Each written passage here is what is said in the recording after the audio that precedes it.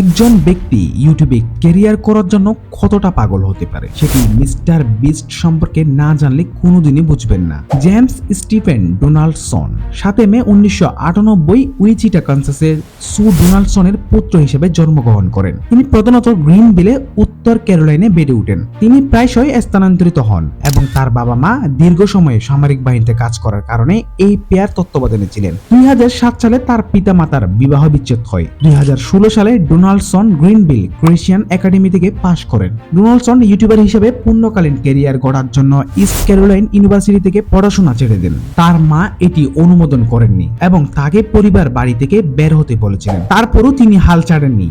YouTube সম্পর্কে জানার চেষ্টা করেছেন এবং ভিডিও আপলোড করেছেন। প্রথমের দিকে ভিউয়ার্স না হলেও কিন্তু আজ বিশ্বের সবথেকে বড় ইউটিউবার। পুরো 5টি বছর শুধু ইউটিউব সম্পর্কে জানার জন্য তিনি খরচ করেছেন। সেই পরিশ্রমের ফল আজকের মিস্টার বিস্ট।